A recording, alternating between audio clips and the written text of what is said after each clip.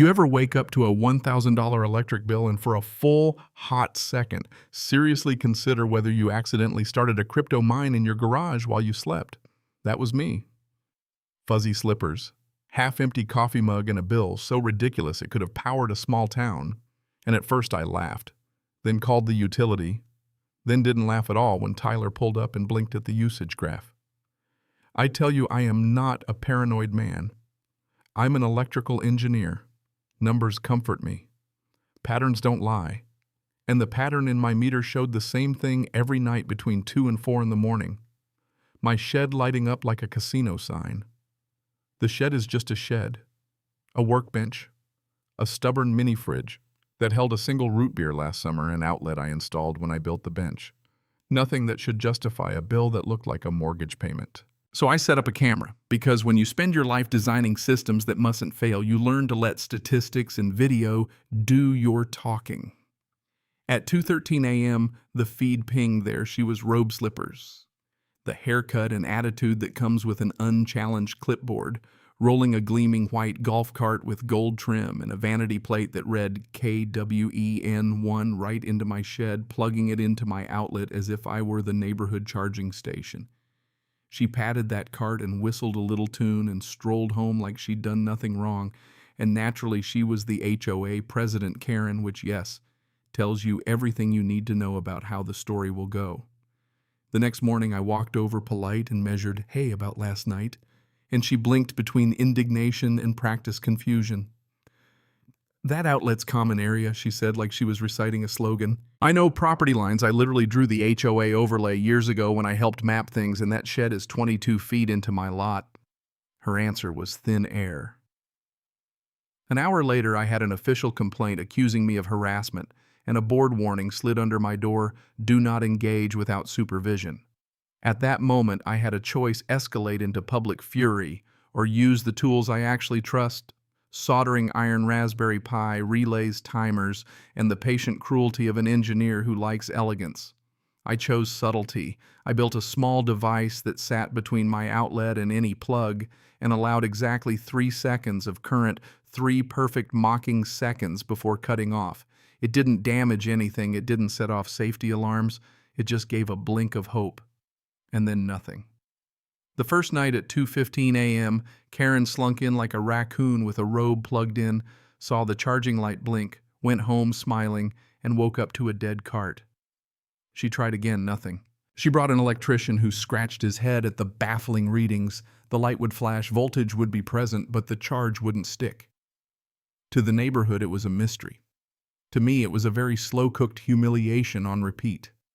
She escalated in ways that were entirely on brand: more bylaws, citations, threats of fines for tampering with communal access. Lots of paper and official words.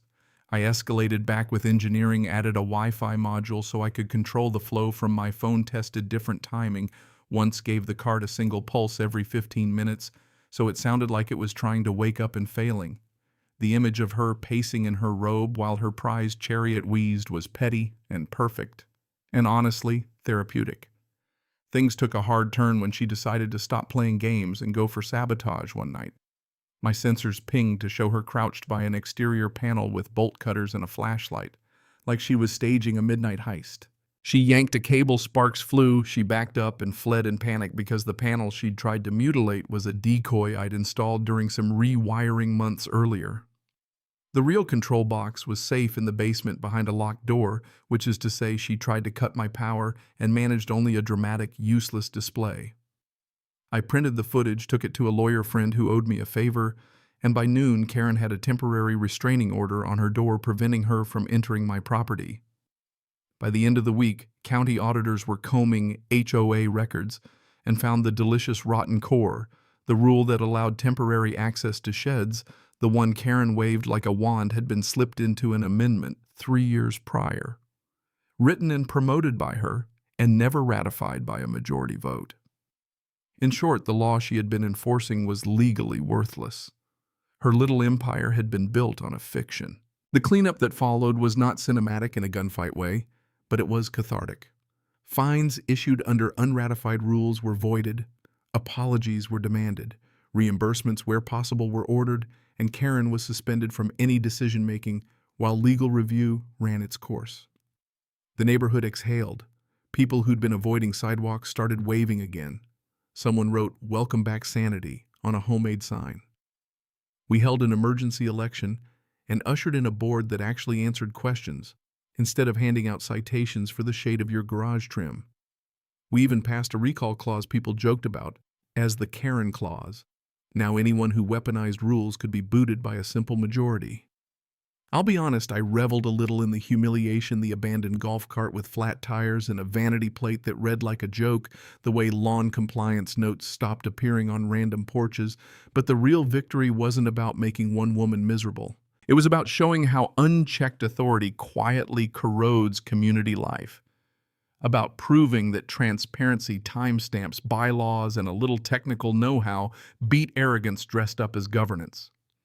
There was a moral in there I hadn't anticipated until later. Power left unexamined becomes a blunt instrument, and rules written by the loudest voice without process become a tyranny sewn into paper. The remedy isn't spectacle. It's the slow, patient labor of recording, of reading charters, of building consensus, of voting, and yes, of being willing to be a little petty when patience has been exhausted. The denouement had one last absurd flourish at a neighborhood barbecue where laughter and burgers floated in the breeze. I noticed an orange extension cord slithering across the grass to a shadowed spot behind the clubhouse. Karen, ever resourceful in her own way, was trying to juice a curling iron from the communal outlet. Harmless petty until the tamper breaker we had installed tripped and the curling iron died in her hand. For theater's sake, I had also mounted a gag plaque by the shed, a fake outlet, with a big red button labeled "Press for Unlimited Public Charging," wired to a harmless glitter bomb. She pressed it. Pink and gold glitter rained down. She ran shrieking, and the neighborhood had its last laugh. She sold her house weeks later. People whispered reasons, guesses, private miseries, whatever the truth, she was gone, and the community felt lighter. I didn't win by shouting. I won by documenting, by letting evidence and process do the work, and by nudging the neighborhood to reclaim its own governance.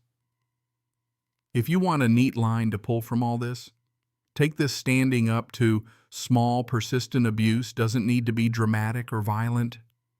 Sometimes it just needs a timestamp, a copy of the charter, and the patience to let the truth accumulate into proof. But here's the question I still think about. When my coffee is warm on the porch, when does standing up for what's yours become petty revenge? And when does petty revenge become necessary, medicine against a small tyranny? Was those 3 seconds of electricity a righteous correction or a mean trick? Tell me, what would you have done? Have you ever stood up to someone in power? Or do you think I crossed the line somewhere? Drop your story or your hot take in the comments. Was it justice or justified pettiness? And if you've got a neighborhood Karen tale, lay it on me.